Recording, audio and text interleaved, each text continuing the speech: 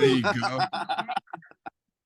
Whenever you get around me, bro, just wear a big ass fucking shirt that covers up those arms, bro. The arms look like my leg.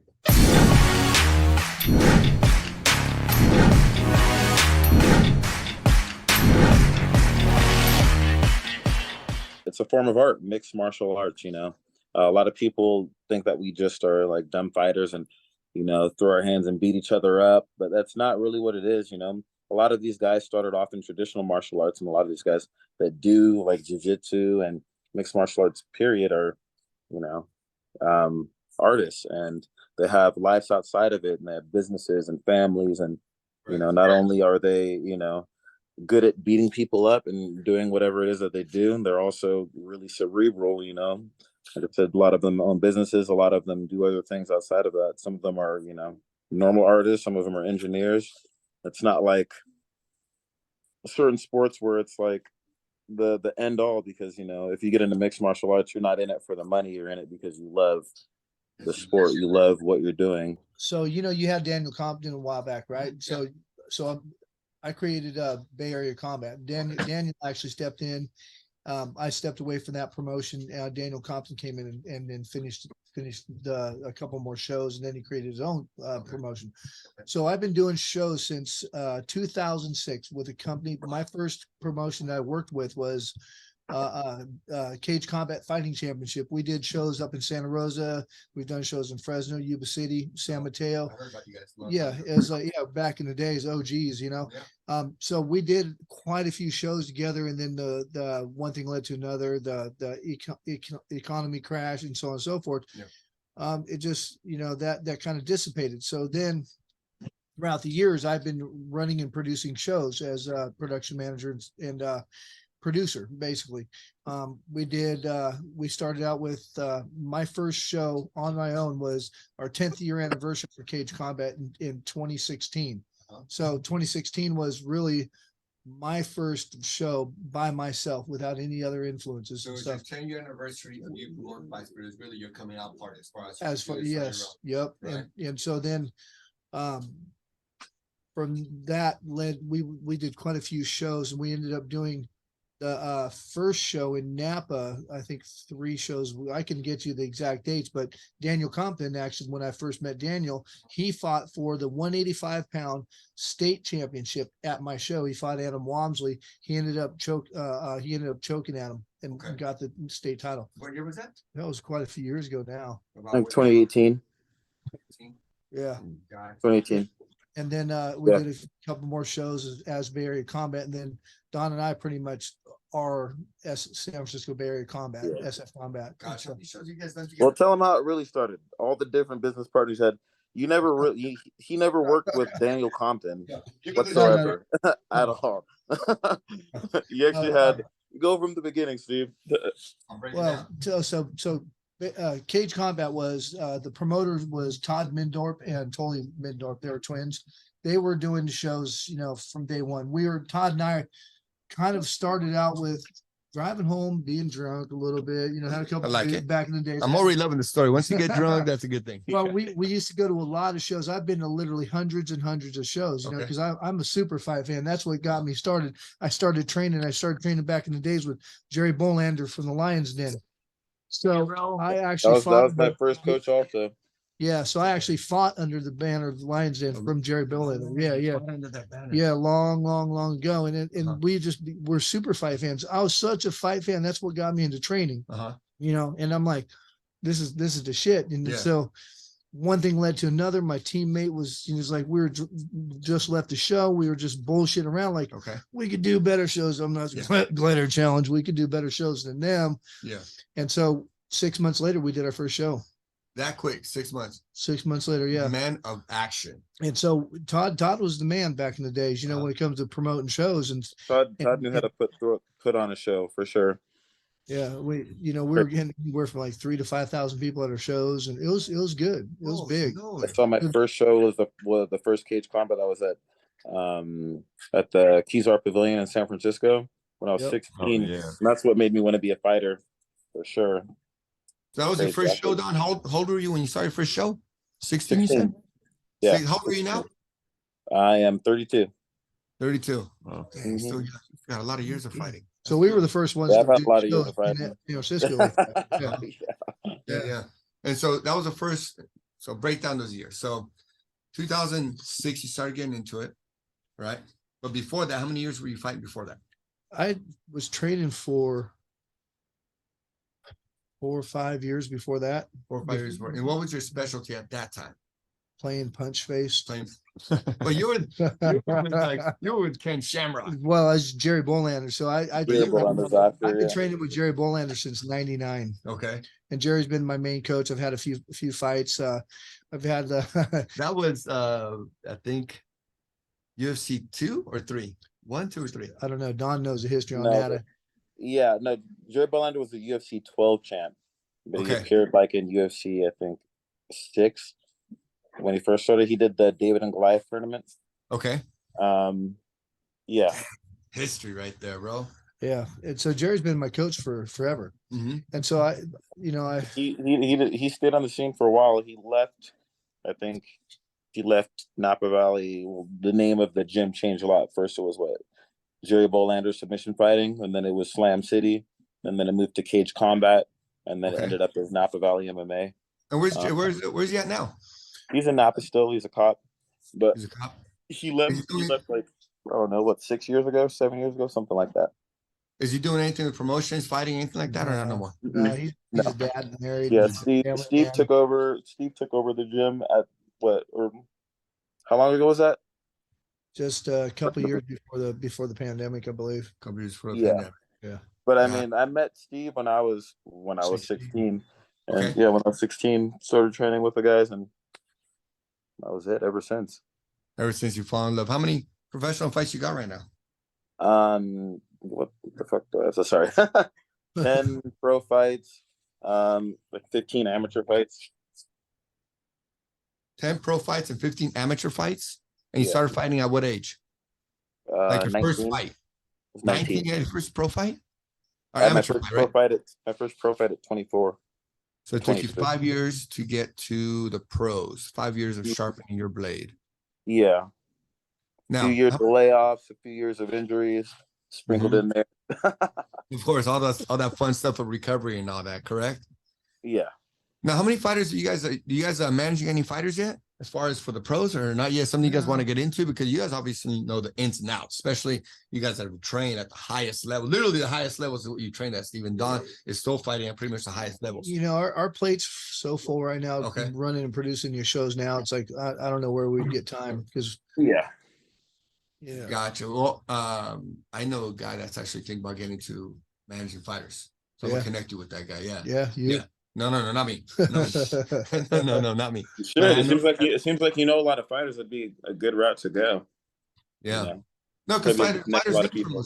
Well, they need good managers. You know, they need good managers. They need managers that have connections. They need managers that know what to tell them and how to tell them and how to guide them. The right decisions. Yeah. I've been in the right exposure. Yeah, I know. I'm gonna connect with him. He's a good dude. That might be helpful for you guys. So that'd be actually very useful, because you guys are in the game of promoting these young men, right? You're literally changing culture. I believe that you guys are in the business of changing our culture, especially out here in California, where it's pretty much pussified, right? A lot of men are scared. I don't know. I think California has a harder, more active, more professional sense of MMA. I mean, correct. I agree with you. From when I started training MMA, and then like the fights that I've had around, or going other places in the country to see how people train in other places, California fighters take fighting really, really seriously in comparison. But I mean, MMA is such a new sport as it is. People are still learning how to train, where to train, what to do, how to do it, Well, like Miguel says, we got the yin and yang here, correct? Because, we talk about Northern California. We have hubs that have badass fighters. And saying just Northern California, the best in the world. San Jose, San Francisco, Sacramento. We got Stockton fighters. And then Southern California, we got, Southern California has, pick a city, bunch of fighters. Right. But then we also got the other side of the manhood, when it's a bunch of fucking, pussy shit. So we got that's what I'm saying. We got the yin and the yang. And what does the world know California as? They used to know us as the fighting hub, right? Now they know us as Silicon Valley. What is everyone, think he'll Yeah. still look Well, about. Yeah. But that that's is a what good, that's what I'm that is a saying. good thing, though. Yeah, but that's what I'm saying. You guys are changing the culture here. Don, I got a Because- question. Don, I got a question. So you said you've been to other states to see how they fight. What are some other places that you've seen that you compared to the California fight scene? South Carolina, Florida, and meeting fighters that came from gyms around, up and down that side of the coast. Yeah, but again, things have changed a lot in the last few years, even in the last 5 years. Like, I haven't fought much in the last few years, and everything is totally different from when I first started competing, or even when we first started doing shows. Everything is totally different. Fighters expect certain things that they didn't get before. Everybody expects, to be treated like a superstar, even though they haven't even made a name for themselves. It is also the same in the culture of fighting. Like, we didn't. I got a when question right started there, brother. fighting, we didn't have I got a social question. media. I got a question right there, brother. So right there, you're talking about everyone wants to be treated like a superstar. Yes, the first time they step into the ring. So Yeah. how do you, with that mindset that you got? Because you and Steve understand the game a lot more than they probably will ever understand it, right? Because some people, get into mixed martial arts and train for a while and think that they're badass and then fall off. Why do I say that? Because I'm one of those, right? I've been training martial arts my whole youth, and then I got into being a cop. Now I kind of, focus on being a professional for a while. I'm back in the game again. But what do you tell those people with the mindset that come in like prima donnas thinking I'm badass? I got a good fucking omoplata, I got a good roundhouse kick to the head. I got a good. You let them get. Why do checked. you work those? They're gonna fight. They're gonna fight, and they're gonna come back, and they're gonna get beat up by somebody who really takes it serious. But more so than that, is that they have to understand that it's a business that has to be ran, and they have to be a sellable Correct. product. They have to not only be presentable in and outside of the ring, or if they're going to be the opposite side, they still need to be able to put butts in the seats. Like, we'll treat you like a superstar if you want. You want praise, we'll give you praise. If you want videos, we'll make videos for you. Shit that we didn't have when we first started training and fighting, right, Steve, or anybody else that older than 30. That's we'll get you a video 3 months down the road. Way later. Yeah, right? 3 months down the road, if there was. But for those guys, it's like I was saying, they're gonna get checked at some point in time. But they also need to know that they need to sell themselves, because the game is totally different. If you can't put butts in the seats, then it doesn't matter. You ain't going anywhere. So you guys are looking at these fighters, right, Steve? You're analyzing these. You come from roots that are like pretty much the beginning of the new MMA world. Because we're not talking about, Chuck Norris or Bruce Lee. You're talking about now the new era from when, the new old era, started, the Gracie started.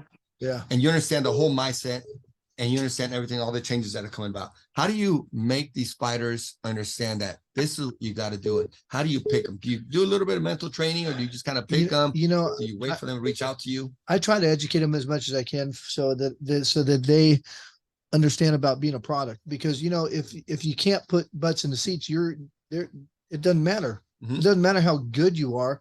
A lot of the guys, there's some of the baddest guys in the world that aren't even fighting on the big stage because they can't sell themselves. If you can only say two words, who's gonna pay to watch it? Themselves? Look at Demetrius Johnson as an example, right? Correct. He's the best in his weight class in the world, done some of the most that anybody's ever done, but yet the UFC didn't feel like he was the most sellable product, so they decided to trade him out for something lesser, right? When they can sell, correct. Mm-hmm. No, I see a lot of the fighters don't understand that game. One of the things that we try to do on our podcast is we try to promote these young fighters, let them know, hey, you got to get out here. You got to be able to learn to speak, talk about yourself. One of the things, and correct me if you think differently of me, okay?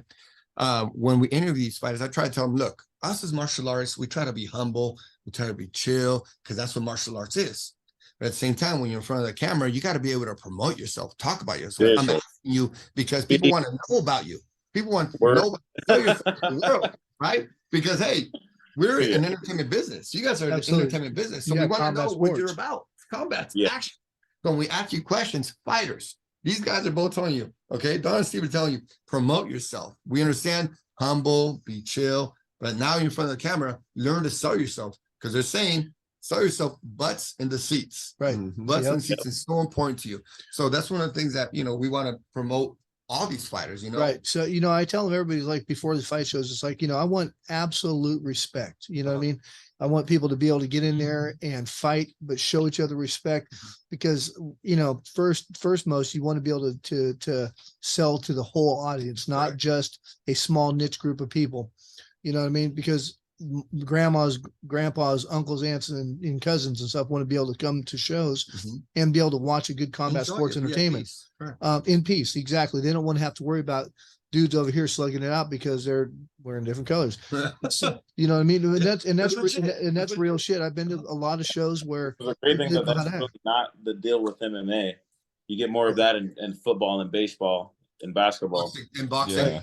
In Right. boxing. Yeah. So I was just Yeah. specifically talking about our show because we have a very unique, like, diverse crowd of people, Mhm. you know what I mean, at our shows because security's awesome, too. what Don and I do, Mhm. it's like a melting pot of MMA at our Mhm. shows, And your security's on point too, because everywhere you walk, everyone's getting checked, everyone's getting asked. Every exit, right. there's like 2 to 3 security guards. So if you're watching this and you're thinking about going to an MMA event, but you're kind of scared, come to San Francisco. They got everything taken care of. Like security, Yeah. you walk in and they're checking me the whole time. I'm like dressed in the suit, looking good, looking as fresh as I can. They're still checking me like crazy. Yeah. And that's every exit. So security's on point, Yeah, we try. But for the young fighters that are out there, sell that are ourselves, sell it. exactly. Sell it. But these guys are giving you game. I mean, these guys are the OGs of the game. They're telling you exactly what you need to do. And if they're telling you, promote yourself, be on point, be respectful, but you got to talk about your game. So Steve's giving you game. So do you know it's something that Don's been doing too that I haven't been able to do because I've only been able to grow to a certain point. Okay. As Don's been doing videos and stuff, and we actually got a video team that we can do commercials and so on and so forth. So we have Nice. been to several gyms and creating like reels, like real videos promoting these clubs, not just the fighter, but And the if it- clubs themselves, Nice. Clubs We're out there able that to do it. listening, like for all the stuff that we're doing for you guys, it's not cheap. It costs a lot of money, and show us some love. Show SF Combat some love. Picture Right. fighters on the cards. Make it easier for us. Help us help you instead of making it all about yourself. Like, let's grow together. Let's grow the So team. what you guys are doing pretty much a partnership with these young fighters. You're saying, hey, Yeah, we're doing exactly. our part. We're leading the pack. We're Right. leading. We're showing you what we need. And we're also telling you what we need you to do, which is also promote yourself. Hit us Promote up. yourself. Work together. Give us something to talk about. We want to talk about you guys. That's why they're coming out to the gyms, talking to the fighters, letting the fighters talk, speak what they need to speak. Yeah, absolutely.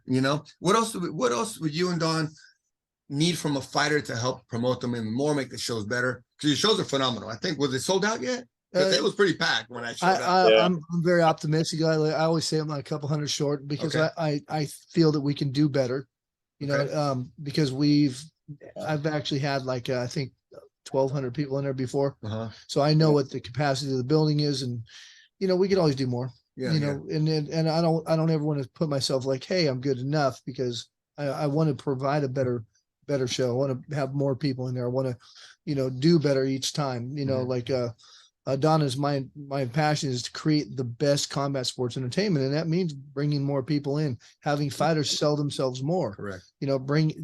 like getting out there. Hey, mom, come and watch me fight. Dad, Yeah. bring our aunts and uncles, and stuff like that. And that's A what it family is. friendly event. Yeah, Sorry, guys. absolutely. Well, I know me and Miggy, me and Miggy are committed to help. Thanks for having me on. California fighters.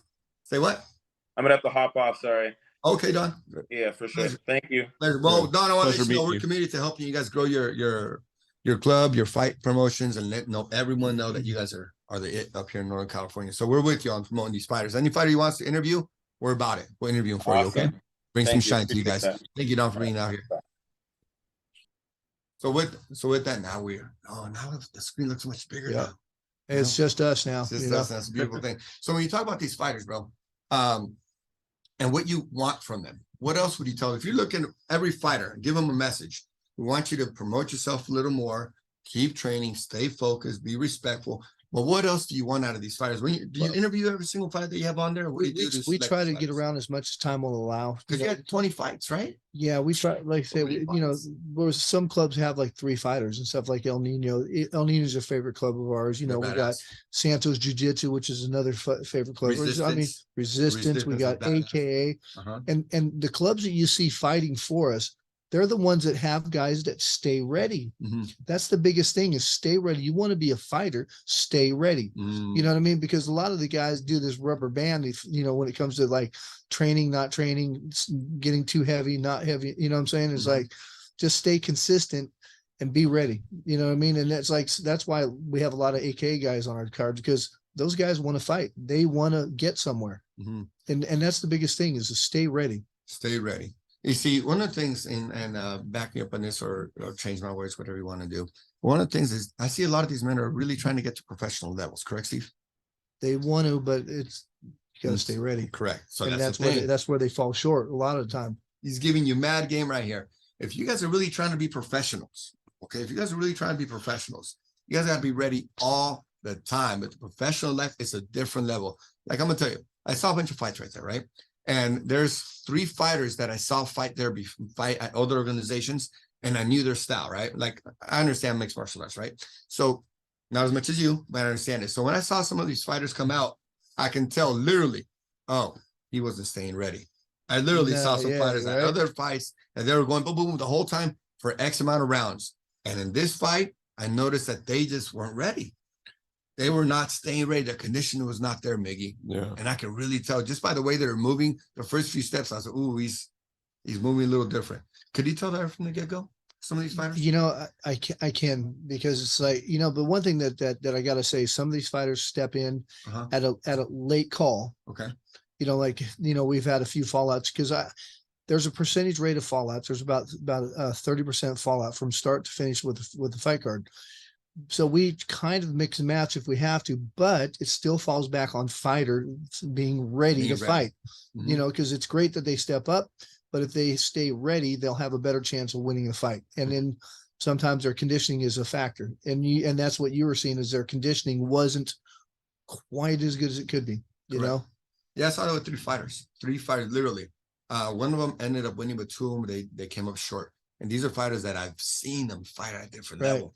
And so, if that's one advice that Steve is telling you, young fighters, stay ready. You want to be a pro? Stay ready.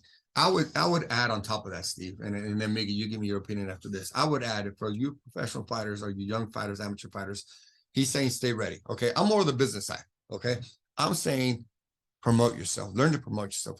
Ask people to, like, on these podcasts, bro. There's a lot of podcasts out here that want to interview you. Absolutely. Right? Don't be shy. You know how many fighters I've reached out to? Hey, you got a fight coming out. Let's interview you. They say, oh, yeah. I'll get back to you. Never show up, bro. Last week we had a fighter. Fighters. Yeah. I don't want to mention the name, but you know who you are. You should throw them under the bus, man. Hey, they'll never get anywhere if they don't. Yeah, correct. Keep them accountable. I'm not trying to do that. And not only that, but I actually met someone at the gym, right? And I was hitting the punching bag, and he comes up to me, he was like, and he was kind of correcting my jab, which if he didn't know what he was talking about, I would have been like, leave me alone. But he was on point. Yeah. And so I started talking to him. I told him about the podcast he follows. And then I told him, you should come on. Like, you know, but he was like, he said, no, I'm not ready for that yet. And I'm like, no, dude, look, that's perfect, because you want to start putting this out there, because if you're going to take this serious, if you're going to do this for the next 5-10 years, development. And if you have a fan base, they're going to want to look back on this time of your life, because there's someone that's starting that can watch that and relate to you and be like, oh, he's where I'm at now. Right. You know, and then what Miggy does with these fighters, you know, I don't know if you've seen any of our interviews, but what Miggy does, he makes these interviews so easy for fighters, bro. Miggy's like fucking conversation, he's fucking popping, talking shit all the time. Right. Like the serious guy, but he's always talking shit, bro. And so for fighters, that's what I think. Miggy, what do you think as far as? No, 100%. And then again, it just because as time goes on, everyone's life is a storyline. Like, doesn't matter who you are. So if you're a fighter, you're doing something, like you said, it's part of the entertainment business. Yeah. You want to put that storyline out there, so that way the people that are following you, even your friends, your family, whoever it is, they can see your progress in real time. And even for you, like, you're going to look back on it and be like, dang, that was me. That was me. I was a dork back then. I still feel, I'm that guy right now. I'm like, holy shit. Man, you're a fucking superstar, brother. You're a fucking superstar. You know, besides staying ready, there's something else that's like that really plays a big key into like the success of a fighter. How pure of a life do you live outside of the ring, outside of the gym? If you're out, you know, pimping, hoeing, and hustling, that's look at Miggy smile. Look, that's me. Obviously, I don't spend enough time at the gym. Right. But you know, it's like it's how pure of a life you live, because if you focus on your training, you're focusing on your health, fitness, eating good, and so on and so forth, not going out and partying at the clubs and stuff, that makes a big difference at the end result of what you're trying to achieve. So if you have all these influences that's going to derail you mentally, spiritually and physically, it's like it takes its toll on you longevity wise. Correct, Yeah. correct. So how do you think, what's the biggest, I'm not gonna say, what's the biggest distraction for these MMA fighters? Like there's some couple, I don't want to say the Women. one. Correct, okay. Women. I mean, you know what I'm saying? Did you see that? Right, Dude, the interview with Muhammad Ali.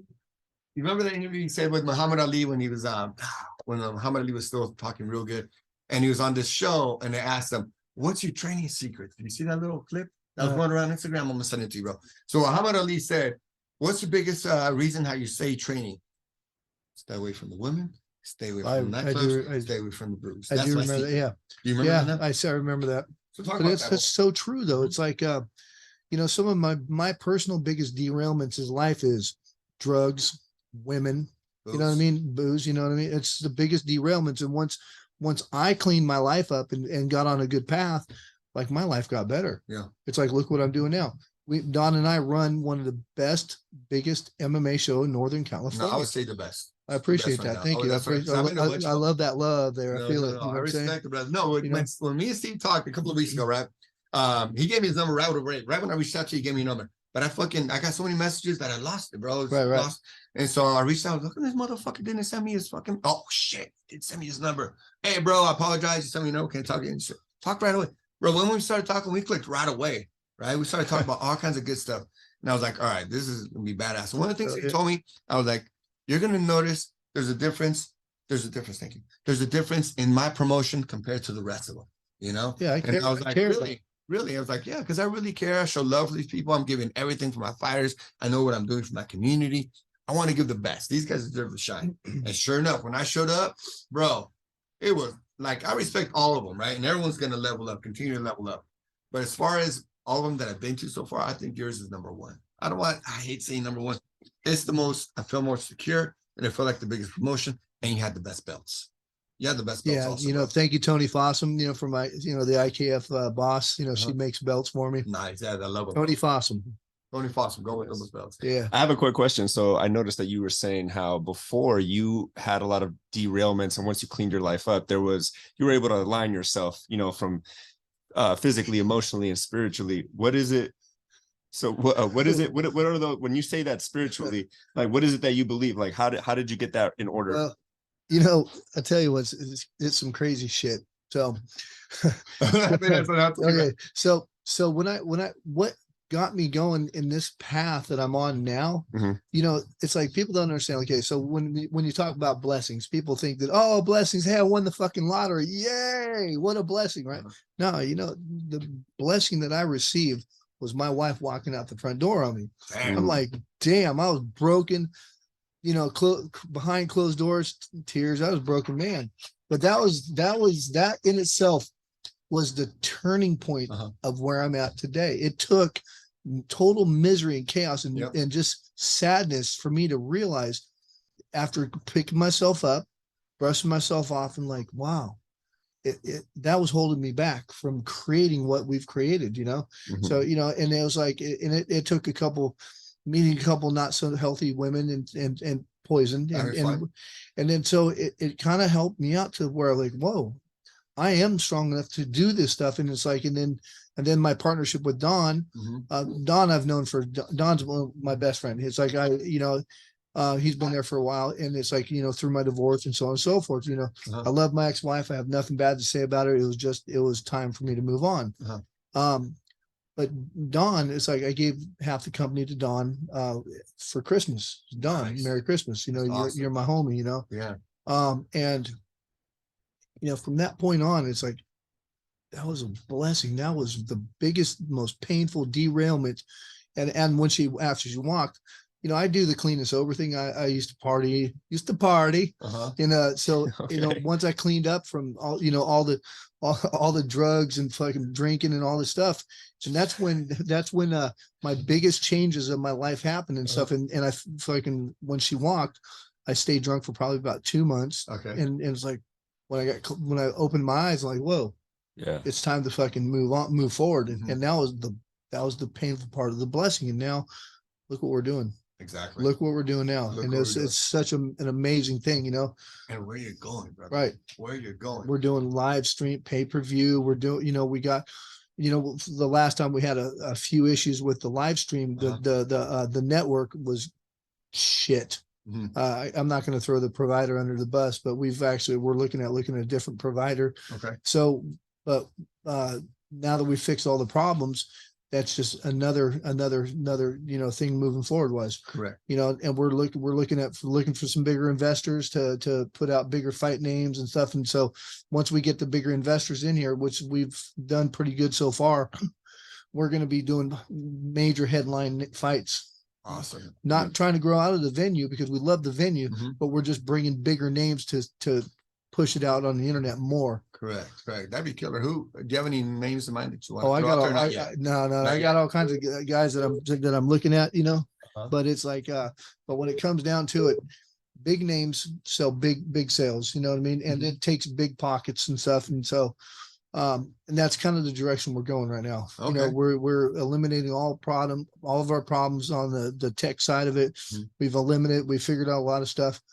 And now the next show is going to be better and And just- better and better. So what's the next step? So you got that fixed. So what's the next steps that you're going to take as far as for the fighters, for promotions, for getting the word out there? What's the next thing you're focusing on right now? Is it the fighters, getting the fighters trained, Well, more media, more exposure? Because the venue's awesome, security's awesome. right. So Your we're, matchmaking is on point. yeah, we have a matchmaker, Antonio Jimenez. He came in. I was doing the Where's he match. from?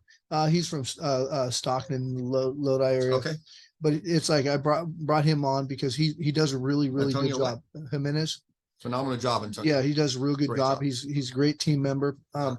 Because I've been matchmaking this whole time. All of our shows is like I think he's helped us the last 3, I think. Okay. But it's like before it's been all me, and almost all of our shows have been sellouts. But I just knew that I couldn't do everything because I wear Don and I carry too many hats. Yeah. And so in order for us to step it up another notch, we have to have more help. So we got a outside sales people now. We actually do commercials now for vendors and stuff now. So we've stepping our game up even more. We're looking for big pocket investors to actually get bigger fights. And we're going to have some big fight names on our show. Well, I believe it is because here's the thing, right? You're a giver. I can tell you're a giver. And you love fights. You love helping all these young men because you see a future in this for them and for yourself, right? We're all working together in this. And when people see that you're a giver and you're trying to help them out, bro, you're going to continue to attract more and more people. And so what I'm seeing some badass fighters. We can talk about badass fighters, bro.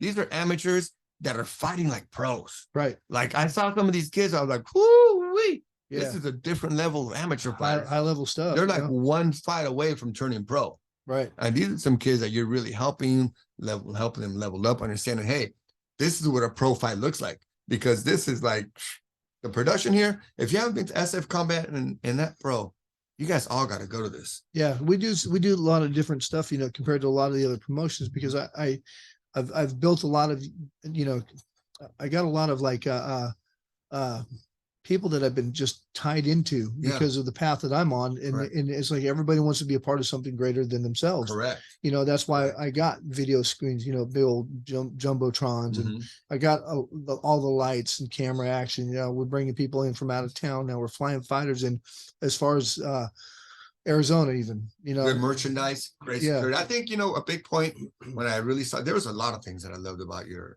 organization. Don't forget good food too. Well, I didn't get the food. I was busy Oh, talking to all the man. fighters, but Steve ate, you met Steve, right? Yeah. He was happy with the food. And so Yeah. maybe I'll try it next time. So, well, for sure I'll try next time. I can say I tried the food. Oh, you ate? Good Mexican food. Oh yeah. okay. There you go. Yeah. It's good stuff. Crystal confirms it's good Mexican food. They're out there eating. I'm over here working, bro. See how much it is, bro? I never have time to sit and, it's really sucks for me is I don't even have time to watch the fights because, I'm basically, I'm the conductor, coordinating, I have a production manager that's actually kind of picking up and hopefully he's going to be able to pick up and do everything for me where I'm at right now so that I can actually sit back and and just watch the show. Well, if there's anything we can do to be of service to you, brother. Oh, you're doing we it got right you. now. We You're got doing you it back. right now by hyping my show. I appreciate it, for Awesome, having me brother. on here. I No, feel very, badass very show. privileged, Badass. We're privileged to have you. A mind like you that's about love and giving back to our community, Northern California, West Coast. We're about it, bro. It's crazy. It's talking about giving back to the community. Something that I do. It's like my homie. I'm not going to put him too much on blast, but one of my guys, Nick, he's been a part of like the recovery houses in the Napa area. So I actually give out a lot of tickets and stuff for them to come and watch the shows, because people being clean and sober can look what we can do sober. Yeah. You know what I mean? It's like, so I give back as much as I can there. And we help out a lot of other like community resources and stuff, in our area. Well, that's a lot of great things that you're doing. See, and to me, that's great and all that. To me, the biggest impact that you're doing is for these young men, giving them an opportunity to shine. Because everyone loves mixed martial arts. Some people are like, oh yeah, how do I get my name out there? How do I get seen? Right. And what you're doing? You had 20 fights, correct? I think we had 18, I think. Yeah, I know one fell out because they fought in the back, right? Tell me about that one. You didn't hear about Wait, that? Oh, that what? was, yeah. Like, what happened to that one? Oh, they fought in the back. It's crazy. It was a huge misunderstanding. Shit happens, and at that point when people are in back and They're ready. they're ready to fight. Yeah. And the emotions are they're like, they're just up there, Mhm. And there was a misunderstanding about the fight. I made some special arrangements for this one fighter to come up and fight. Okay. I plugged him for his medical. I plugged him for his, camo fees and some other stuff. Uh-huh.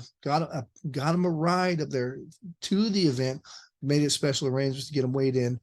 And what had ended up happening is that he had it. Well, the other guy was supposed to weigh in, and the kid didn't even make the agreed weight. Uh-huh. You know what I'm saying? But he didn't. He was supposed to be at a lesser weight. He didn't make the lesser weight, so we went in and he weighed in over the agreed weight, even on top of that. Uh-huh. So he weighed like 140. One of those supposed to be 140, and the other coach is just kind of like, dude, what the fuck? You said you're a fighter, and it just snowballed after that. And then and some punches were thrown, and luckily it didn't get too out of control. Uh-huh. You know what I mean? It's like, it was just a bad situation that, fortunately it didn't get any worse. You know what I mean?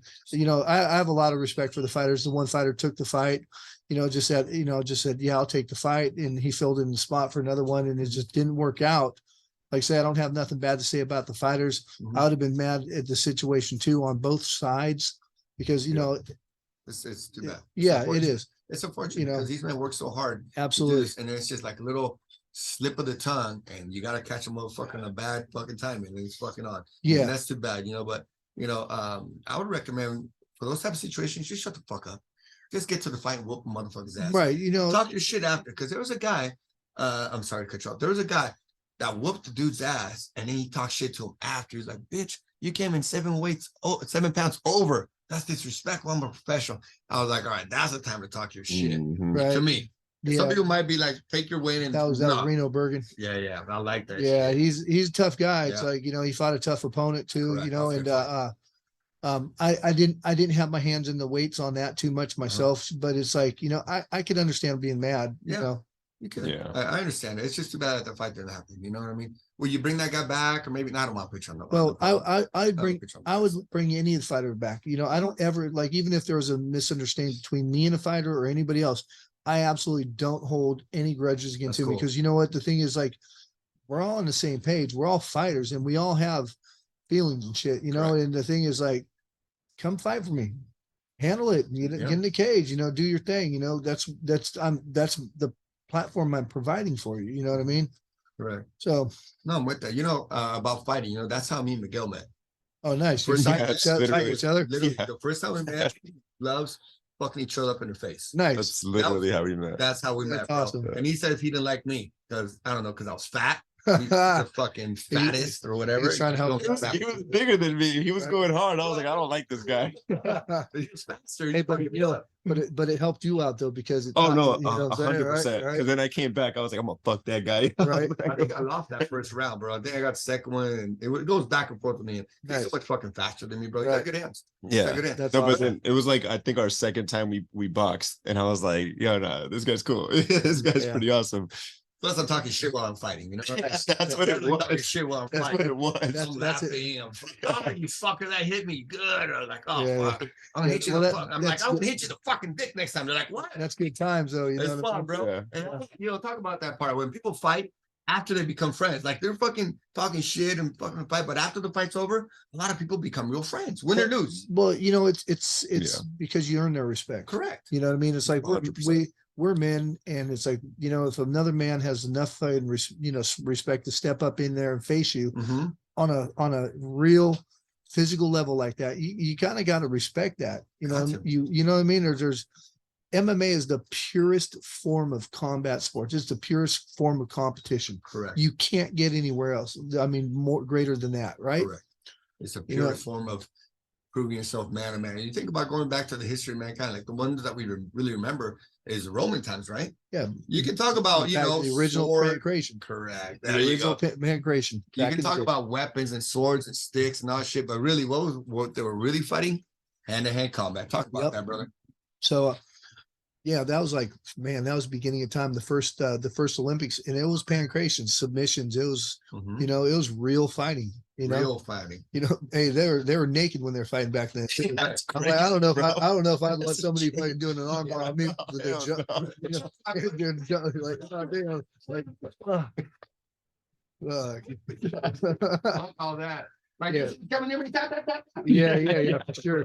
Yeah, but I just don't think they cared. Yeah, man, you know, they just said, fuck it, I'm gonna break your arm. The reward with the prize is so great. You get to live. Right. I mean, when you get to live, dude, you I tell you die, what, fucking I'm die. gonna heel hook someone's ass, you know what I'm Exactly. saying? Oh, I'm bro. punching him in the You're dick. gonna walk. Punching him in the dick so you don't walk. Yep. Yeah, but you think about that. That's what you just said. It's so important. Like Dana White said this thing when Dana White first started. I forget what year it was. It was like 12, 13 years ago when UFC first went into Fox. Do you remember that time frame? 2006, 7, 8, 6, 7, right around that time frame. So maybe it was about 15 years ago when they first started. Fox bought into them, and then they did this big giant promotion, right? And he said this thing that I remember, brother. Yeah, blew up. And he said this thing. Every human loves fighting They do. because Mhm. it's in our DNA. It's absolutely true. Correct. And you're looking like Dana White right now. We got the Northern California Dana White right now, bro. I just look at you right now. It does look like him, huh? Yeah. Dana White, bro. It's Holy just a shit. shaved head, shiny head. Oh, you do look Yeah. like Dana White. We got Northern California Dana White right here. So, so do you agree with what Dana White says? Like, fighting is in our DNA. Yeah, he It said is. if you're in a playground and someone yells fight, everyone's running to wherever Absolutely, it is. because it's a spectacle. People want to see it. People, Yeah, there's no way to describe the fucking juice you feel. yeah. You know, it makes it's you. like- you're not even fighting. It makes Right. you want to fight. Right. Like you get that Right. adrenaline rush. Right. You're like, Yeah. someone the cheap shot. Yeah. Yeah, that's what he says. He always says, "I hit him with a cheap shot." Dude, That's- Didn't I tell you why me and Miggy were laughing after I'm passing his card? Look at this shit. Their nickname is Cheap Shot. How Oh, much awesomer can that nickname be? You know, I Where'd got, you get that nickname oh, from? dude, that was so years ago when I first started training. So basically what changed my life, okay, Uh-huh. was when I was having trouble getting sober and stuff. I was an old ex-tweaker, drinking, Uh-huh. smoking a lot of weed and stuff.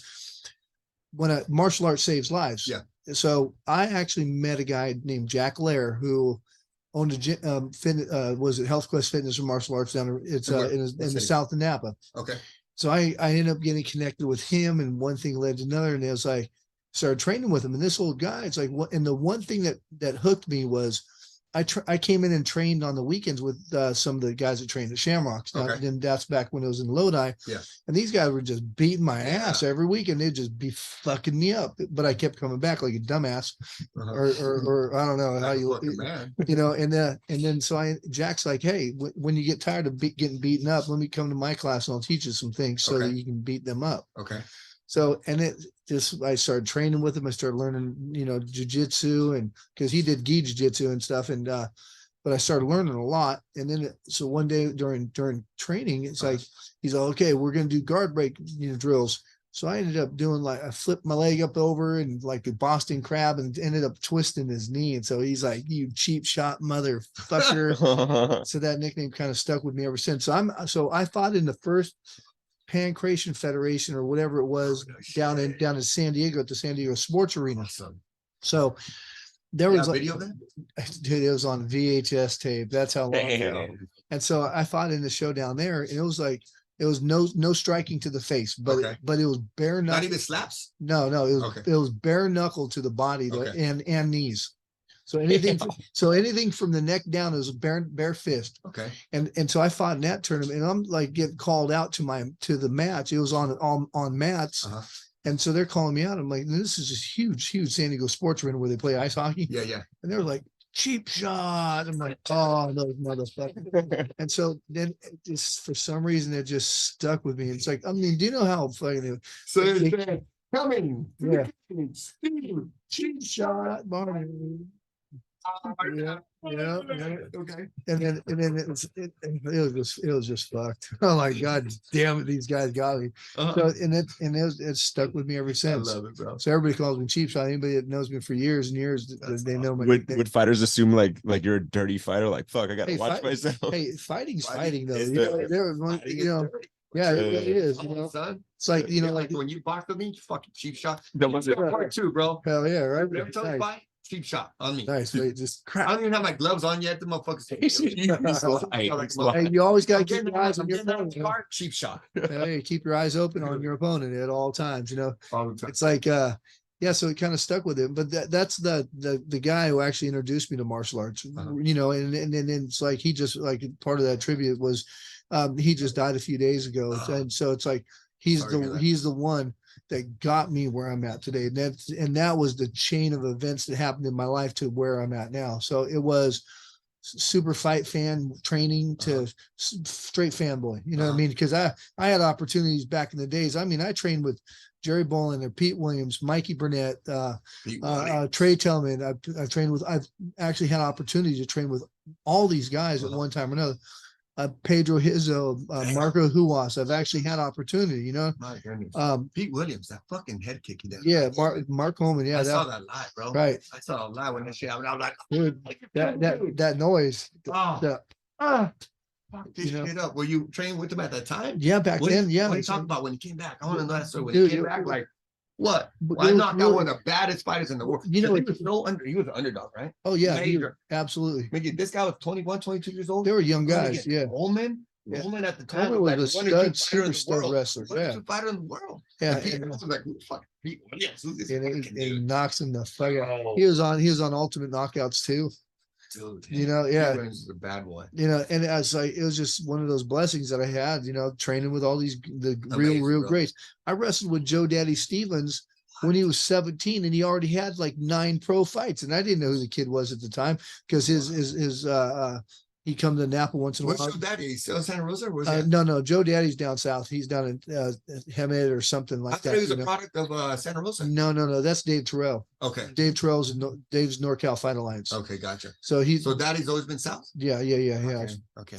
But that guy's like, he's a stud, it's Yeah. like, when he was 17 when I wrestled, and I'm a fucking full grown adult, and this fucking kid's twisting me up Dude, into a fucking pretzel. that's like God superstars, damn. bro. That's amazing. Yeah, in 9 pro fights the time I met him. Dude, Isn't how that awesome cool? is that? Yeah. See the history that you got on that, right? And so you think about that, right? You got a lot of history in that. And then what's happening right now and what you are literally creating, what you are creating right now, you had 18 fights. Usually you're going to have 19, 20 fights. These fights, this whole weekend that we just had with you, right? You know how many people are going to be talking about that shit? About Oh, a you? lot. Bro, this is A what we lot. talking about. You think about these fights. People, it's happened almost 30 years ago, 26, 24 years ago. And we're still talking about it. This weekend, people are going to be talking about this and what Absolutely. you created for the next decades to come. Yep. And now our video is even better. Then they're going to come back to this podcast and be like, dude, that guy right there, Steve, cheap shot, Barnett, Hell yeah. gave me all of this future, the confidence. you He know, opened the the- doors and I opportunities for me. gotta say that it's like, you know, like I'm trying to stay humble about this because if it Uh-huh. wasn't for Don, you know, Don, in my opinion, is my key to success. You know what I mean? Because Don, I've been friends with Don ever since he was like 16 years old. I've driven hundreds and hundreds and hundreds of miles, getting hotel rooms just to help him get to where he's at. And it's we've flown across the country fucking a couple different times to fights and stuff. Yeah, You know, Don squared away. Don actually made it to the XFC fighter tryouts when, you know, when it was on HD Net Fights. Wow. We went and he won the 5-fight contract. He won that shit. Oh shit. You know, he beat out like 400 or 500 people, and he was the #1 winner of it. Damn. That's a superstar right there. Right. And you see him. When I saw him, I was like, it's not normal. Yeah, His he's shoulders- fat right now though. I'm not gonna call him a fat fuck. Yeah. So I'm not gonna call you a fat fuck, Don. No, but you look fucking Yeah, good. he's fucking always in strong. real good shape. You know, he's the Yeah. fucking guy. You know what I mean? And And then he speaks about those interviews where Don does. right, That's like, bro, this is like super professional level. Right. The way he asks questions, he doesn't stutter. He Yeah. says the right words. He gets the right information, makes the fighter comfortable after a fight. Because, Miggy, these fights coming out, these fights are on adrenaline, right? They're Mhm. the Absolutely. adrenaline up right now. Now they're relaxing. They're happy, but they're trying to relax. And the way Don makes them so comfortable at the interviews is spectacular. Well done, Don. I mean, the way he makes them relax and gets all the right questions and makes them, you know, speak about their fight, breaks it Yeah. all down. And Don understands the fight. he's good. Positions and He's all real that, so good. You know. It's phenomenal. You know, we got another guy on our team that's like that. Also, another guy that I really you know, have a lot of respect for is Andrew Stormer. He's I haven't met he's Andrew. no, you haven't. He's you saw him walking around with a camera in his hand. Okay. He's like one of our guys that does our videos and stuff. And the key things in our lives that are like growing us. Those are very important keys. You know what I Yeah. mean? Like Jack Laird got me into martial arts. My partnership with Don, you know, my wife leaving, these things that chain of events have happened in my life is really the important things that got me here. You know, Andrews, I didn't even realize it was just shooting the shit with him, just talking shit one night and then finding out like, dude fucking does videos. Well, hey, this opens up a different market for us. Uh-huh. Now we're doing commercials. Dang, Isn't that crazy that's shit? awesome. That's And awesome. It's only expanding. Yeah, we provide more than any of these other promotions provide Mhm. at a real reasonable cost too. Correct. You know, Well, you said it to me when we were speaking, and I was like, all right, motherfucker, let's see if it's true. And sure enough, everything you said was absolutely right. right. Everything you said was phenomenal. So what do you think with everything that's going on? I know every show you learn more and more. Where do you think your show is going to grow? What are you thinking about growing, expanding, getting better at? What aspect of your promotion right now? What do you and Don talk about? You know, What's your next challenge? well, our biggest goal right now is to actually get a bigger headline names on the card. You know, Okay. because like we can clean up the inside of the venue a little bit. You know what I mean? It's like we can do a couple things there. You know, we're looking at putting a couple monitors above the cage, Okay. a little bit more slap in our sound system. Mhm. But for the most part, we're at our, like with the venue itself, we're right where we want to be. Okay. You know what I mean? It's just later on, we're going to try to grow the online presence, the bigger names and stuff like that. And then we got a couple other things we're thinking about doing shows in a couple of other locations. Okay. We Napa Valley, the Napa Valley Expo is our home base Uh-huh. because we don't want to leave that place. We Yeah. love it. Corey, one of the It's that phenomenal runs the place. fairgrounds, Phenomenal he place. does such a great job with us. You know, as a business, they work well with us, Mhm. or we work well with them, however you want to put Both. it. It's a great partnership. Now Valley Expo, if you ever need to do stuff, come up to the wine country, you know, Correct. right? Yep. So once we get bigger names, and then it's like it's endless what we can So accomplish.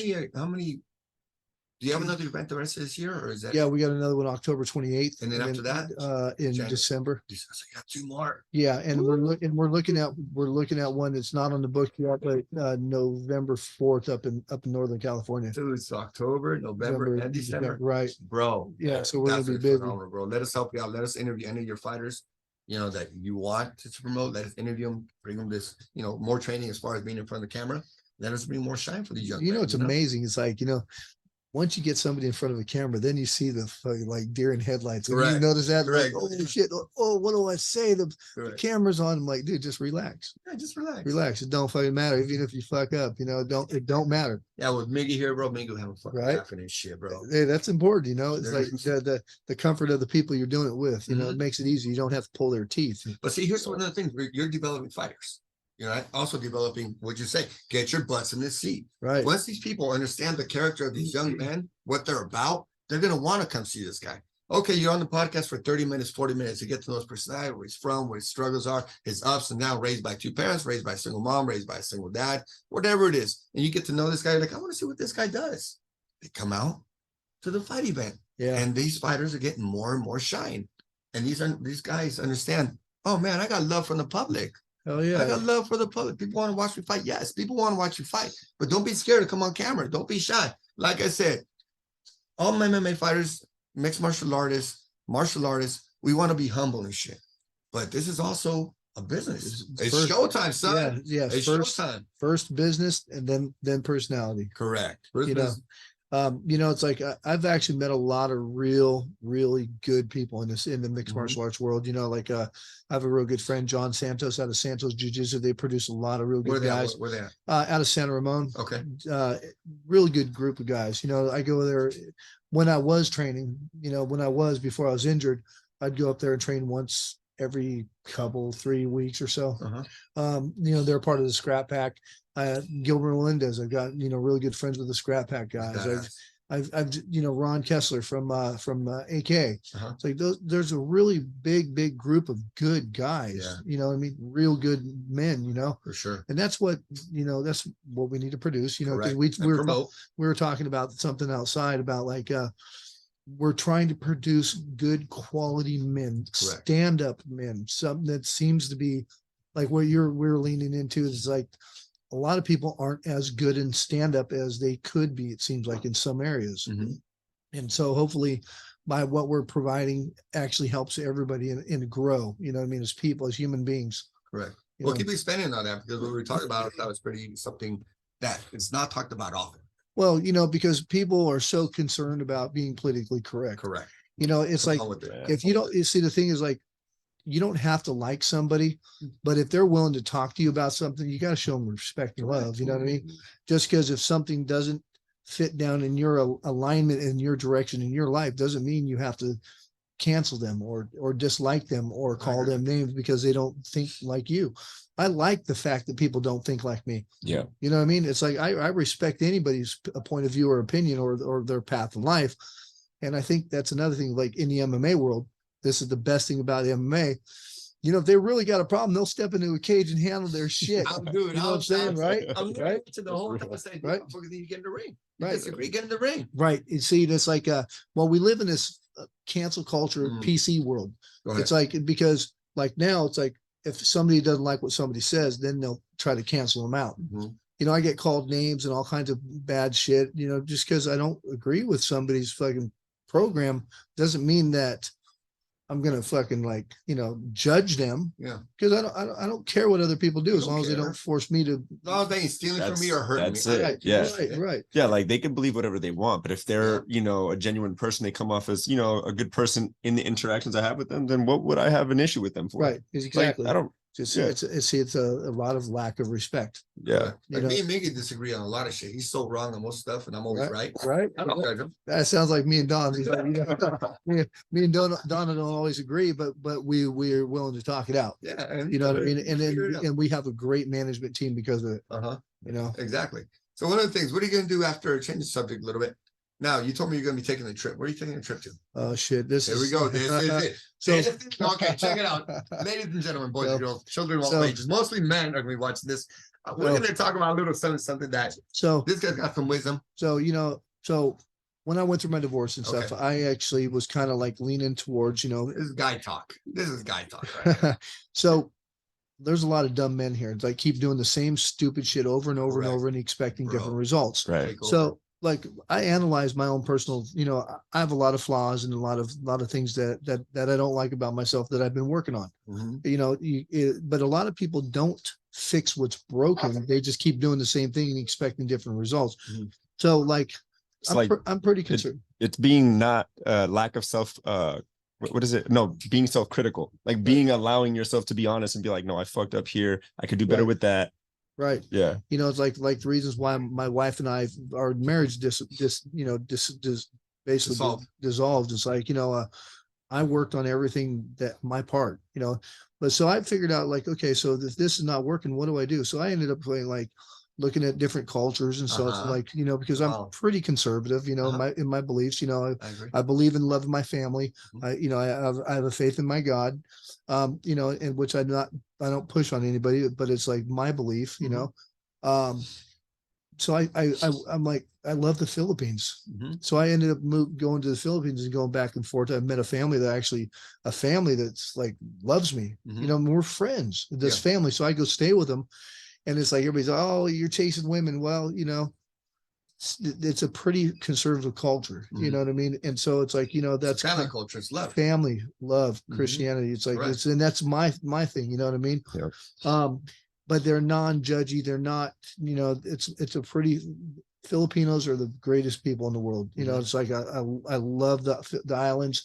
So I go back and forth there a lot. I actually ended up getting close to a family there. And it's like, and I ended up like, just like one day, it's like, I made a conscious decision. I was very like, how do you say? It's like, inspired, do you ever get like real, like spiritual inspiration to just to do something and have faith that you're doing what you're inspirationally kind of driven to do? Yeah. So I ended up creating a business over there with a family. And what we do, and we it's totally crazy. We bought property. We got like 3-something acres of property. We got, so we went from digging into the dirt to now we got 5 structures. I'm working on my 6th structure once I get back over there.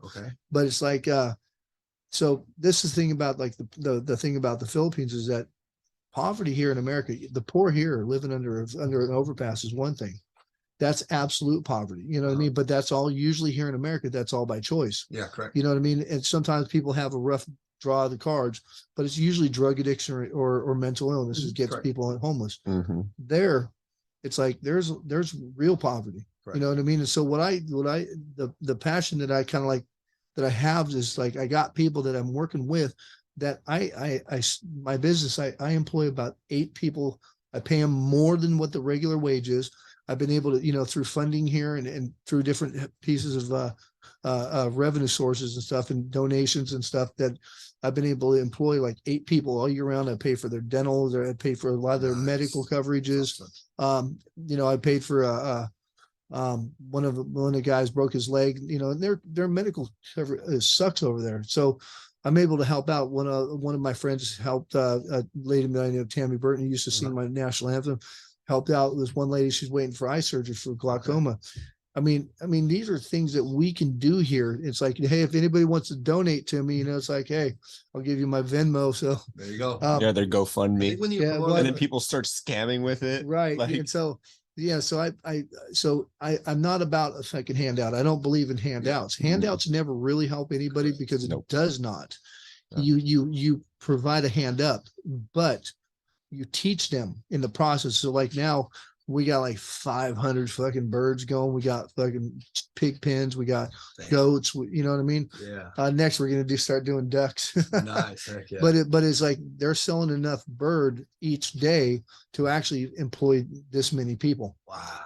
Yeah. And it's nothing that I'm making money on because it's dude, we live in America. It's like our money here is a lot different than money there. And as long as I can keep a rotating cash flow there, the business is killing it, but it's teaching them how to run business. How fun is that, bro? Dude, I'm talking like this shit's in the fucking jungle. Like, like I built a small little house on a hill in like deep in the jungle, you know what I mean? And it's like, but it's just about being able to really, really give back community, you know what I mean? Correct. Into the community. And it's something that a lot of people aren't willing to do. Correct. Correct. Well, that's one of the things that I see about you, man, is you're a giver, bro. You're a giver. God bless you in so many different ways. Like, who has the respect to be able to go out there and be in front of the baddest men in Northern California and you guide them and tell them, this is who you fight, this is what you're doing, this is the type of fights, and this is who you're going to face. right? Right. Who has that type of respect to you? And then you're able to go to another country. We need to send us to pay to put that on in the middle of the Yeah. podcast. Yeah, this is badass. And then go to another country and change people's lives, right? Yeah, it's To be able to crazy. do this is badass. What you guys gonna see here is badass, bro. And I'm sure you know a lot what you're doing with the Philippines. They're rewarding you also. You're helping them. I'm sure they're giving you a lot more than what you're saying here, right? Yeah, it you know, it's yeah, it's like, so a year ago, so I'm gonna fucking like, I'm gonna change gears a little bit and kind of like, so a year ago, Uh-huh. past 4th of July, a year ago, Uh-huh. I had a real serious injury. I broke my neck literally in half. Yeah, you were I talking broke about that. between C3 and 4. It's Mhm. like now I got, you know, plates and shit, and I was in a neck collar looking like Frankenstein. Uh-huh. So the whole time I was in the hospital, I was laid up in bed. I was finishing matching up a show because we Uh-huh. had a show like 2 weeks out 2 weeks after after you broke your after I neck. broke my neck. So I'm And you I'm showed up still. and I showed up still. Damn, savage. And so I did the show, and then I ended up like a few days later, ended up doing flying out in neck collar, driving on the plane, feeling like dog shit. Fucking it Isn't just that all maybe? uncomfortable, right? All fucked up. And I ended up staying with my people over there. And Okay. dude, it's like, you know, you're so like broken that, you know, I had to have help showering and taking my shirt Yeah. off even. It was so miserable. You probably had a couple of women showering. Oh, I wish, yeah, you know. Yeah, like that. You know, I wish. but it's like, but if it wasn't, but that's the kind of family that I got connected to there. And so when I was at my absolute low, injured, couldn't even take care of myself. I mean, you know how nice it is having, you know, them bringing you a cup of coffee in the morning. Yeah. It's like, I love the family. They're just amazing people. Yeah, You know, for sure. How did That's you what- break your neck? training. I say did a Granby roll and I ended up flying up in the air. My neck didn't fucking my tuck and roll wasn't there. And you know, I am 54 years old, you know. Still getting down, bro. Yeah. Yeah. I just, you know, it just I knew something was really, really bad. And it's like I felt like a bobblehead. You know, my body was moving, but my head was like rolling around like, oh fuck. Oh the- no. Oh, it was bad. And Wait, so how long was it before you realized like I think I gotta go to the hospital? Instantly? right then, because I tried to get up, my body was moving up, my head was flopping around. I'm like, oh, this is bad. Oh my goodness. That's This is crazy. bad. And so but yeah, so ever since then, like that's where like I really knew that like, wow, I you know, traveling back and forth to the Philippines is the right answer. It is what I need to do, you know what I mean? And then doing the business with the family and stuff, dude, it's really rewarding. Mhm. That's killer, bro. And so with the family you have out there, tell me about the lifestyle because people want to know about the women. Talk Well, about the women out so- there, how they take care of men, not Well- only American men, just men in general. How do they take care of the men out there? It's really family oriented, and it's like something that's like that we don't seem, it's everybody's lost touch with it here What do because you think that is? well, I truly believe feminism has really done a lot of damage to the family unit. I believe, brother, because, I believe I believe feminism is the enemy of family. It is the enemy of I believe family it's the because so like it's like it's promoted leaving your family behind here because you don't feel happy. Correct. Because you know, even what I've learned in relationships and stuff, your relationships only last as long as somebody feels good, you know, instead of really sitting down and working on things now. Right. It makes it It's a with all commitment. the internet and availability to different directions you can go with, you know, relationships now. It's like you just swipe right, hey, what's up, new New one, one. and it makes it the availability and the lack of committal here. It's like it's a lot different, you know. There it's like that the just in the Philippines itself it's you get married once. Mhm. It's illegal. It's against it's against the law to get a divorce. Right? Oh, You can get- damn, you for can- real? Against yeah. the law. There's That's not even pretty a law. tight. You just can't. Well, it is pretty tight, you know. Badass. Everybody says, "Oh, well, you know, you're a foreigner, you're gonna get ripped off." You know, people They don't understand the value of love, bro. no, you know, and the thing is that the family unit is really, you know, under attack here. Correct. And it's like, you know, 100%. and it's like, you know, You got more history than that. Since when has it been under attack, bro? yeah, I think in the last 10 years, it's made a real big, like a spiral downward. You know what I mean? Mhm. Don't you agree with that? I mean, Oh, I'm gonna 100%. say even earlier than that, bro. From my personal experience, even earlier than that, feminism was already hidden. I would say when my personal experience, I think when Facebook opened up, that's when Yeah. the shit started hitting. And I'm talking about 2000. Geez, let me see. I'm gonna talk about 2000. When did I make the stupidity and got married? I'm gonna say about fuck, I already forgot. Say 2000 and I got married 20s. That was 2005 or 6 when Facebook started coming out. And I Yeah. started seeing my chick, my wife at that time. She started being all over that shit. I was like, what the fuck is this thing? Right. You know, what the fuck is this thing? It was like attention, attention, attention. Right. So I'm gonna say 18, between 15, 18 years ago is when it really started going down. Well, you know, When it started the tipping point. well, you know, it's the internet's not real life. It's not real life, and then people live off the internet as like something that's Yeah. very important because you know, the internet's taken away personal interaction. Like when, Yeah. how many times do you have somebody walk up to a girl, hey, how you doing? I do it all the Then, time. then No, I do it all. That's my biggest I do- advantage Right. because I realize that no one's doing that. No So one it's like does if it. I do it, just by Right. introducing yourself, you're like, oh, this guy's He's But talking. even girls Right, say, yes. but bro, I do it all the time. It works all the time. And then Right. sometimes like You're that's talking to me. creepy. Yeah, That's creepy. I'm you're like, a creep. Yeah, like weird, what? weird, And right? I go, what don't dude. There is that. There's There was that this one creepy side. time I was on Tinder for a little bit and I Uh-huh. matched with this girl. I'm You talking to still- her. You're Yeah, still on Tinder right now. I might be. I like this. Hey, look, I got both angles working. Right, You know right. what I'm saying? No, but I met this girl and we're like chatting, and she turned out to be like a super feminist, this, that, and the third. But we got into this conversation, One night stand. and I was telling her, yeah. But what I was telling her, I was just like, she was saying something about how like, yeah, she doesn't meet guys in real life. And I was like, wait, why? She's like, because what if they're creeps? And I'm like, I could be a creep right now It's amazing on a what you do. phone. Right. Because in person, I could see you in the eye. You could tell from my body Right. language of my, you can just tell, like, and especially women kind of have that like social superpower where they know, like, no, that guy, they can just absolute discernment. they could discern. Yeah. And I was explaining this to her, and I'm like, how are you even Dude, functioning in the world? I've met guys that She's can just not. that are fucking wizards with words on the internet, and Right. they're just biggest pieces of shit in person. Yeah, You know, it's like, and you can't get a good feel of somebody really. yeah. You know, it's like people don't know how to take me, but I'm the most loyal motherfucker. I'm that guy that fucking, you got friends that you can hang out with, or you got friends you call, hey, let's go bury a body. Yeah. You know what I mean? There's Yeah.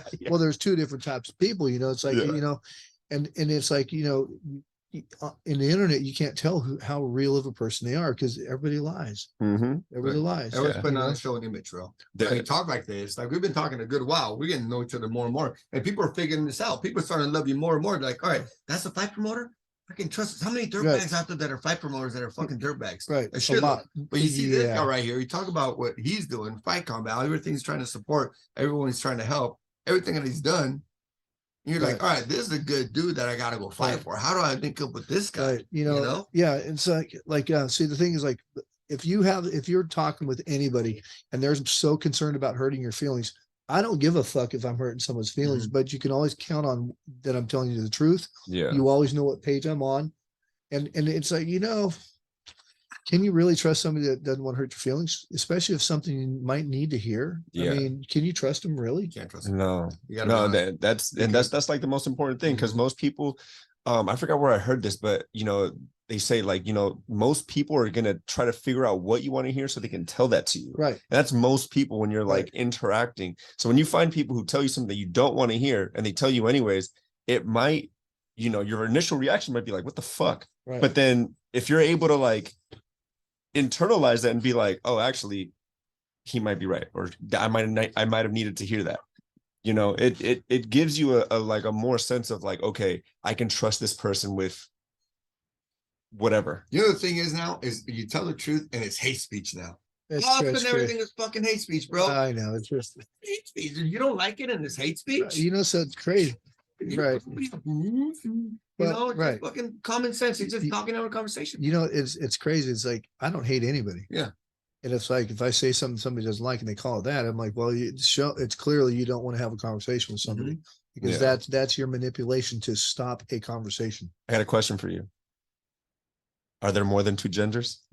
Well, Oh, Not- shit, we're not- about to not- get hey. canceled. Thanks, bro. not- You just canceled us, right now. right. Fuck that. Man or woman, that's It's it. just a question. But- I think I just want to be Hey, safe. I'm not a doctor, but from what I understand, that you can't change your fucking chromosomes. That's true. Say- That is I mean, actually true. I mean, and I'm not saying if there's a man or a woman, just because you feel like a bitch doesn't mean you're a fucking. I mean, yeah, hey, I've cried. Hey, I've cried. It doesn't mean I'm going to stick a tampon up my butthole. I mean, right? Yeah, what about you? I mean, it's like We get to the good stuff. no. Yeah, you see, this is the thing where people will take that out of context and say, like because I respect everybody. Right. I don't care what somebody's doing. I don't Right, care. right. You know what I mean? And this is where people don't understand. It's like cancel me for having an opinion. Yeah, exactly. And It's like, don't shove that's it down not- my throat. right. Like, But see, that's where people don't understand. It's like you can have somebody's respect. You just don't have to fucking force them to believe what you believe. mhm. And that's what people, how many times have people like talk shit about Christians? Uh-huh. Oh, you fucking Bible thumper, you hypocrite, this and that and everything. But hey, wait a minute here. That's their belief. Uh-huh. Why are you trying to dictate what they think? Exactly. You know what I mean? That's That's the craziest It's thing. crazy. Bro, I Yeah. thought it's crazy. Well, so I wish I would have brought her up for you, bro. So there was this guy interviewing this crazy girl trying to look like a guy, crazy colored hair. And the guy goes, do you believe in converting kids? And she's like, oh yeah, for sure. Into Christianity? No. I was like, dude, you're okay with chopping up a dick and burning titties? Right. You're not okay with a kid having Well, morals and Right. thinking and doing the right things in life? like I don't care what anybody does, Mhm. but if you incorporate little kids in your personal sexual program, that Oh yeah, that's crossing the line. well, that Give them one of They these. get Well, talk about but- Big L want to do some bad right. things. Well, to but Big it's L right it's a there. moral it's a moral fabric, you know what I mean, that you have to have in our society, whether you any whatever it is your program is. If you don't have some type of moral fabric, look at the fall of Rome. Correct. Rome fell because of depravity. And they were at a- fucking each other. There was right, dudes and- fucking each other and Right. stuff like And that. at a certain point, our society will implode. There's several studies. Expand on that, bro. There's several studies like that actually corroborate the destruction of a community. You know what I mean? It's like, well, because once you lose your moral fabric, and no matter what it is, then the community will implode. Yeah, Right. it's just a moral decay. Right. And it's weird because it's kind of like a little virus that tends to spread. Like I've talked about it on here before, but recently I got a second job, right? And so I'm here and I'm As a gigolo. Nice. yeah, that's my third job. No. Going broke these days. Yeah, bro, it's expensive being Yeah, here. right. The Silicon Valley, No, but because of this job, I'm just running into more people that have different beliefs than I. And Right. again, I'm in the same camp as you. I don't care. Like I'll Right. treat you the same as long as you're not an asshole. If you're an asshole, then whatever. I don't care. But I noticed that when it comes to like people can believe whatever, but like when it comes to kids, it's like this thing of like, one, they want to shove it down your throat and it's like, no, they have to believe this. But if you think about it, like the kids, that's like the most purest form of anything. Like they're a blank, like they're pure. right? All they know is joy and stuff Yeah, like that. And Yeah, it's let like, them figure their own life out on their own. yeah. Right. And it's crazy because they would talk about these things openly. And then I would notice like there's this one girl that she's younger than all the other girls. The other girl's a little bit older. And they're let's say typical Americans, right? Based on the conversation we just had. And I'm watching them like indoctrinate her with like, oh man, all these experiences I had, I can't believe, yeah, you should travel alone and this, that, and there. And the girl's like from a traditional Mexican household. They don't play that shit. Mhm. No. But I'm watching it there and I'm watching like, as she's listening to them, the wheels are turning in her head. And I'm looking at it like, that's crazy. It's happening Like on right the here. spot, it's happening, Right. right? Yeah, I was like washing So- dishes and I'm looking at it like, oh shit. And that's where people really don't understand. It's like, somebody being in someone's ear and manipulating them mentally. Yeah. It's like, do what you It's want to do. the seed, right? Right. Yeah. The seed in the Bible goes both ways. Right. The good seed and the bad seed. A And it person doesn't seed help. can grow this good or can grow this bad. And it doesn't help that when you go on social media, that's what they're propagating like over and over and over again. They're not talking about tradition. Like if you want traditional Catholic, Christian, Islam, whatever, you got to like look for it. You can find it's there, but you got to Right. look for it. Whereas if you just hop on social media, they're just bombarding you with like super degenerate, like behavior, yeah, depravity, depravity. Yeah. it's like, and that's the funniest thing too, because like, think of what I sell. I sell violence, I sell sex, and I sell liquor. I sell all angles of Pure depravity. violence. So that's Pure, pure. it is pure violence. So it's like, Yeah. you got to figure out like where, I But feel that's that, mankind, though. right. People think it's bad. I think it's good because it's mankind. This is what we've Right. always. What did we talk about earlier about the Romans? right. It's ever since way Bankers. back when, Mhm. but it's like, I like to think that I'm like creating the platform to do it in a, in the right safe setting. way. Yeah. In a safe place. I think it's a great thing you're doing, man. I don't think it's anything bad with it. Violence, chicks in bikinis, and some beer. That's cool. It's a There's good always time. been that, but it's a safe environment. Right. It's a weekend thing. And see like my work crew, most of the people are clean and sober. Most of them, like the girls I got, they both college girls. They're my ring car girls, a couple of beautiful ladies. Mhm. They're single. I don't know. Hey. We got Hey, we got to get you girls on our podcast. They'll right here. love to be here too. Hey, bring this, be on here with bikinis. One next to him, one next to me. I can arrange that. But it's like, like we have like a moral code. Like we open our show before anybody gets in the building. It's like we open our show with a prayer with my crew. Nice. That's cool. We introduce all of our lead workers and stuff, people that have been there and stuff, it's like, and most of the people that work for us have some type of tie with us somewhere, some way, like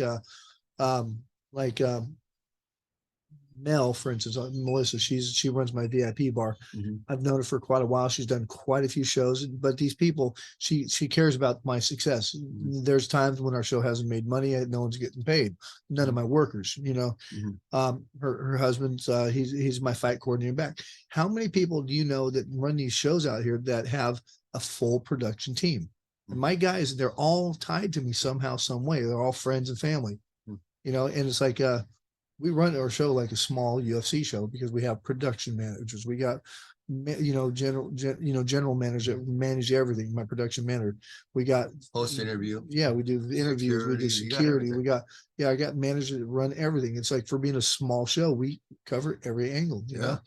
Yeah, no, you told me it was gonna be like that. So I was like, okay, we'll see, bro. Right. Oh, I did see. Right. Like, Yeah. badass, bro. Yeah. What do you think you're missing from your production, or what do you want to change and improve? Not change, but improve and get better on. What do you think?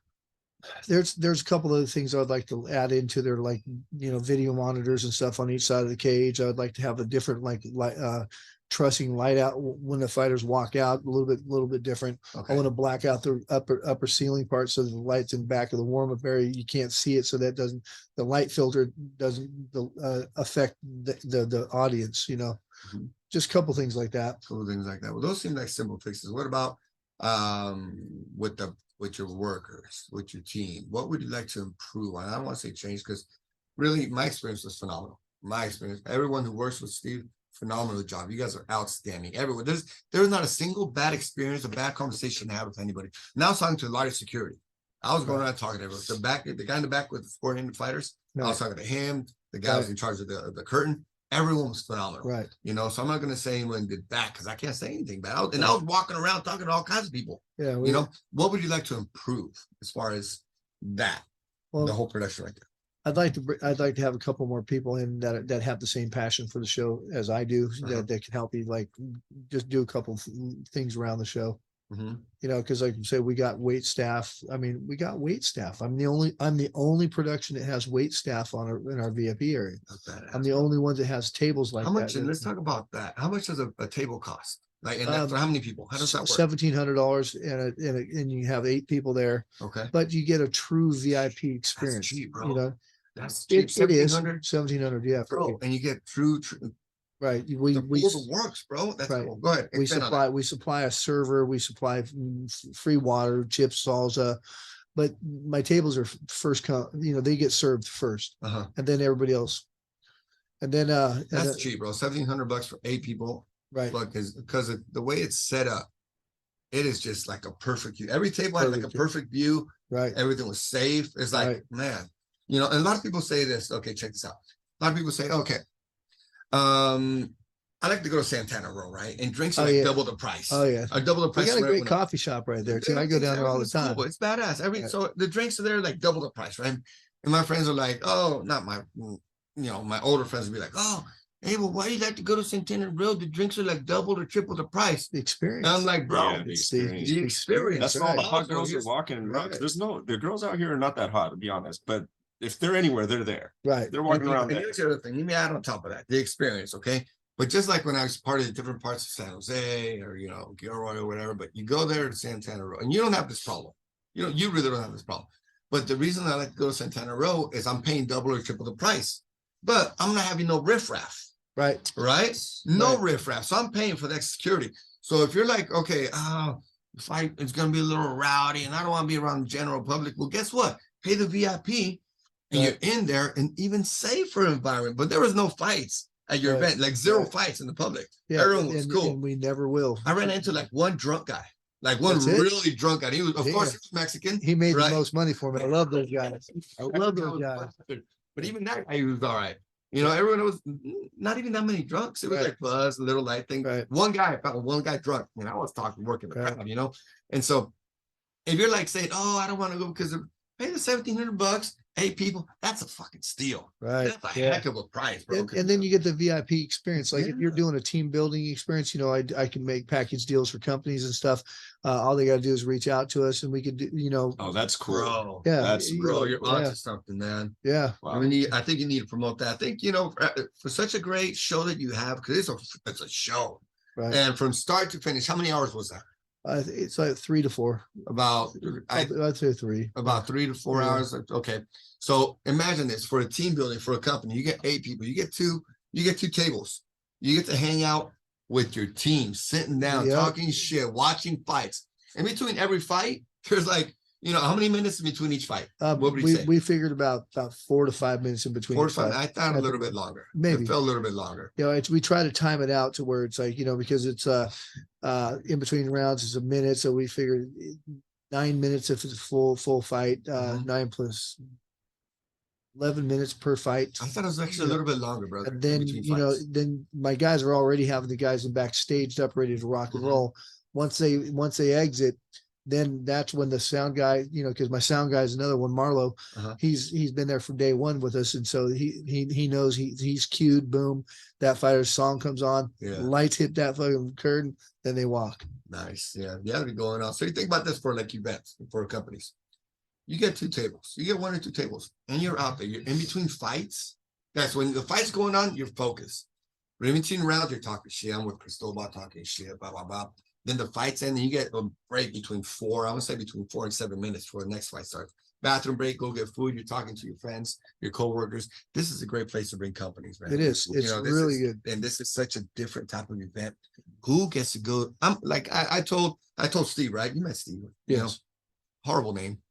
And so I told Steve, okay, he invited me to an MMA fight over here, Legends, which Legends I like also Right. there in San Jose. Good people there. I've been in martial arts my whole life, right? And I've been to Strike Force, right? That's where I met Nino. Right. Nino. So I've been Strike Force, other little fights, but then I kind of got away from it for some silly reason, right? And when he invited me to Legends right here in San Jose, I was like, bro, I've been missing out on MMA fights forever. I'm a mixed martial artist. I know I'm good at this shit, right? And I'm not going to these events because I didn't know about it. Right. One of the things that I think that all MMA companies are missing out on, all your promotions, all your fight organizations are missing out on, is the right promotions, getting the word out, bro. Right. Really getting the word out. And then talking like this, people saying, hey, these events are super safe. People are like, I don't want to bring my kids just in case a fight Right. happens. Well, guess what? Right here, San Francisco Combat is probably the safest place where you can bring your kids. Dude, it's Give 'em a good Napa experience. Valley, baby. Bro, Napa Valley. But you guys have it going on, bro. Bougie. Yeah. Like, yeah, you ever come up with your Bougie, pinkies bro. up, You guys have so many things going on, bro. If people actually like That's pretty see cool though. what's going on, Yeah, bro, right. they Because gotta you wouldn't go- think, oh, I'm gonna go to Napa. Oh, to wine taste? No, to watch a Watch bunch of all dudes fights. bunch of beat each other up. Right, You right. know, like that's pretty cool. watch the beautiful Yeah. art of mixed martial. I think there's no, and you're going to back me up on this. I think, you think about the arts, right? Painting, the art of painting, singing, poetry, ceramics, all this crazy fucking arts. I think there's no more beautiful art than the art of mixed martial arts. Right. To be able to take a man that's been training to fight, and you go up against him, you're crashing bone versus bone. You're Right. literally crashing bone versus bone and say, who's going to come out on top? Can I dominate your body into submission, knock you out, choke you, submit you, make you quit? That is the most beautiful art because that's a mindset. That's a it's struggle. That's, oh, bro, it's a war. you know, see, fighting is probably more intellectual than anybody can even ever don't get it. imagine, you know, because it's don't like get it. dumb guys don't last. No, they don't last. They don't. And it's like the guys that are real good at it are really, really incredibly smart Really people. smart, bro. Very articulate. They can actually put things together because it's chess, you know, one moves, you know, goes into another move, into another move. Mhm. You know, like Putting the patterns together, understanding, recognizing the game, recognize how the body works. yeah. You know, that's a beautiful art. People don't understand that. But if you are curious about stepping into a gym, you should. You know, no one's gonna hurt you. And if you want to experience a phenomenal situation as far as being able to write a promotion, I strongly suggest you go to San Francisco Combat. Support a man like this. You know, I appreciate it too. You know, it's like whatever you guys can do, come out and watch a good show. Bro, we will continue to come out there. And like I said, any fighter that you want us to promote, send them our way. We'll interview them, you know, put them into, let the world know about them, right? Anything else you want to say before we take off, Steve? Well, you know, I'd like to say some of my thanks to my sponsors, you know, Pleasures Please. Unlimited in Napa, you know, hey, if you can't do it, pleasures can, you know. Yeah, my buddy Ed, he's a real strong player for me. He's helped me out a lot. And you know, Trade Brewing, you know, it is some of the best small brewery beer in Northern California. You know, the best craft. I don't drink even, but I know.